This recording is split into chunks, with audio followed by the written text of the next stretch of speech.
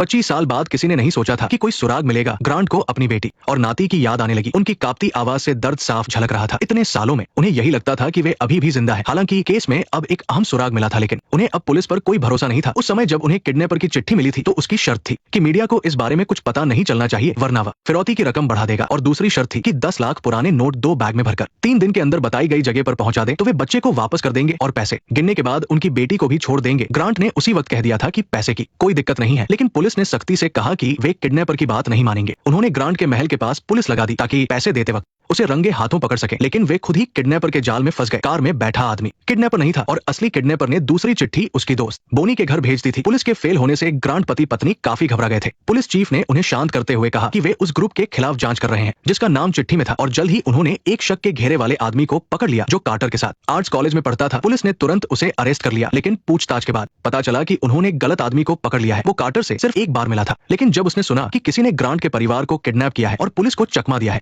तो वो खुश होकर ताली बजाने लगा। तो क्या इस केस का उससे कोई कनेक्शन था? ग्रांट के पास बहुत पैसा था, लेकिन पुलिस की वजह से वो अपनी बेटी और नाती को नहीं बचा सका, इसलिए उसे पुलिस पर भरोसा करने का बहुत पछतावा था। इसके बाद कैरेन मिसेस ग्रांट से मिली अपने करीबियों को खोने के दुख में। हालांकि वो और ग्रांट अब साथ नहीं रहते थे, लेकिन फिर भी एक दूसरे से जुड़े हुए थे। उसे हमेशा लगता था कि उसकी बेटी जिंदा है, इसलिए उसने अपनी बेटी की सारी चीजें बेडरूम में रखी हुई थी, जिसमें पुलिस की पुरानी रिपोर्ट्स भी शामिल थी। शायद इससे केस में काफी मदद मिल सकती थी, इसलिए कैरेन ने उनसे सारी चीजें वापस पुलिस स्टेशन ले जाने की इजाजत मांगी। कोई और इस केस के लिए इतनी मेहनत नहीं कर सकता था, एक माँ के अलावा। सालों पहले वो रोज पुलिस से पूछती थी कि क्या कोई नया सुराग मिला, जिससे खाली हाथ बैठी पुलिस पर काफी दबाव बनता था। जब उन्होंने एडम के पिता से पूछताछ की तब पता चला कि कार्टर की लव लाइफ काफी उलझी हुई थी। हालांकि वो बच्चे का असली पिता था, लेकिन उसने कभी एडम को नहीं देखा था क्योंकि उसका और कार्टर का अफेयर था। किसी ने नहीं सोचा था कि